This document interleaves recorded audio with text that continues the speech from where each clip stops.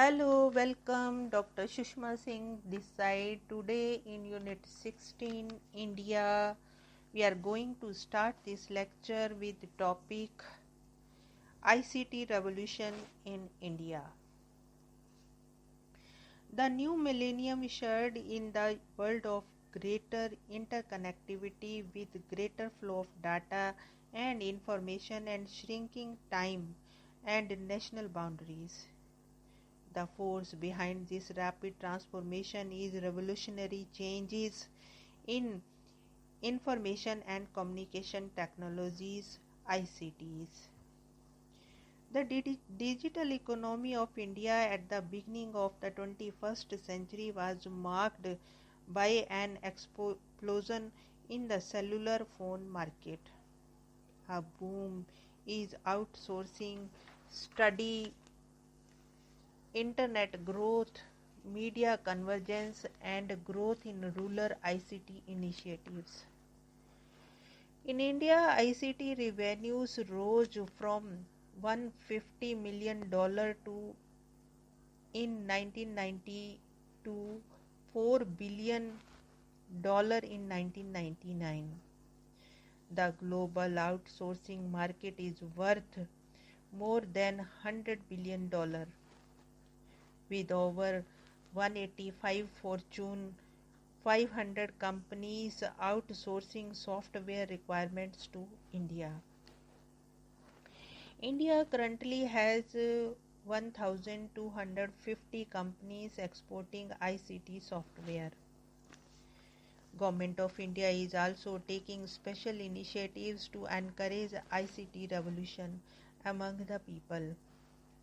In the ICT industry, the recent cuts in excise duty on computer hardware and cellular phones are expected to drive the domestic demand for hardware in 2004 to 2005 further up.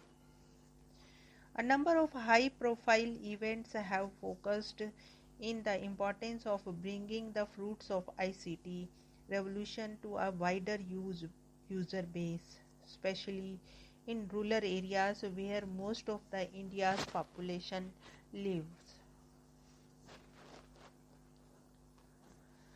The IT Ministry of India has started a revolution in ICTs through languages. India is a country of 22 official languages and only 5% of Indian population can read and understand English. Even if India witnesses a considerable telecom penetration, ICTs will be less useful if it is available in English. To quickly make available to end user, there shall be software in all official Indian languages. The Hindi software was released in 2005. The government is in an attempt to make available computer software in all other Indian languages. ICT can be used effectively for poverty alleviation. They can improve the access to the poor to health, microcredit and government services and create direct employment opportunities, provide training and education to people, and support the poor in the production, storage and marketing of farm and non-farm products.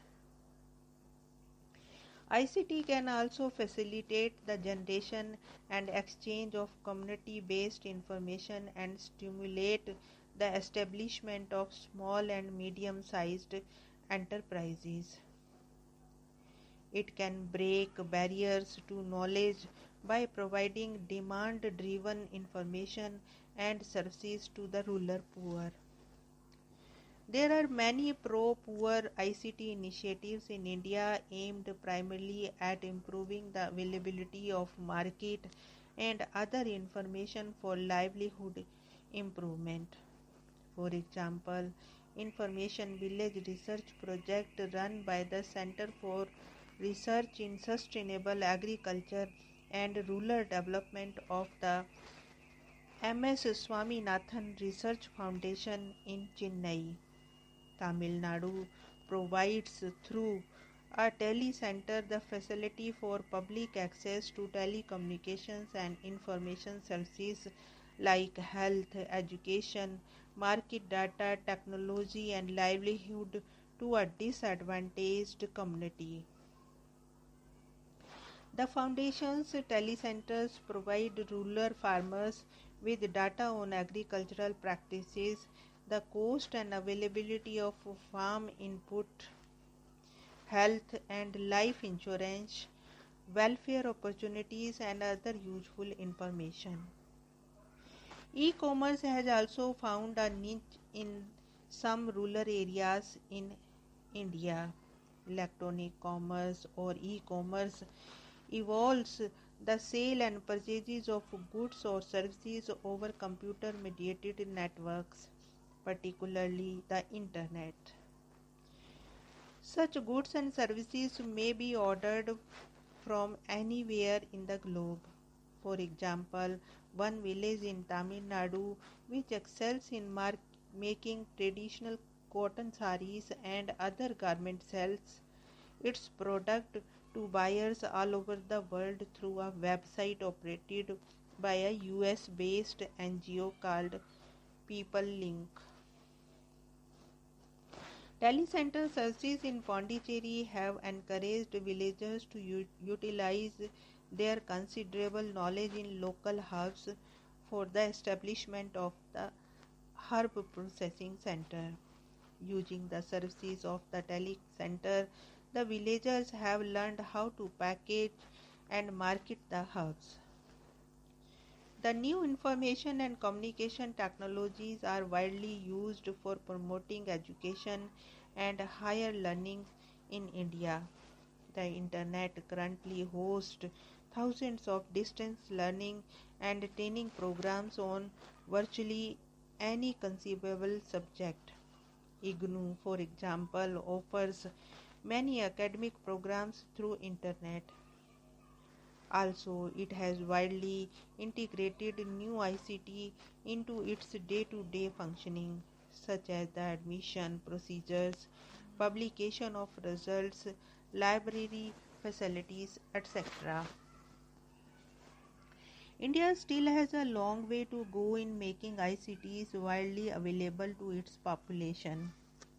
A digital divide in terms of accessibility of large technologies to a vast majority of Indian population widely persists even today.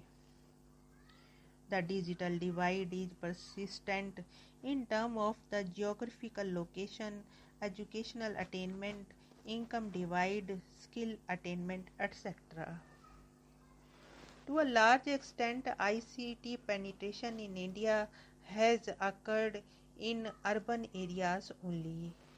Rural area where more than 90% of the Indian population lives is largely excluded from these development.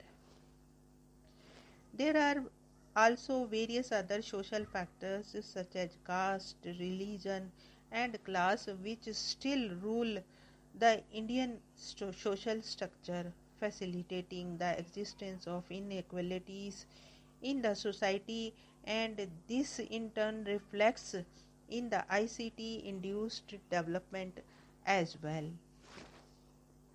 Here we want to close this lecture. Thanks for listening.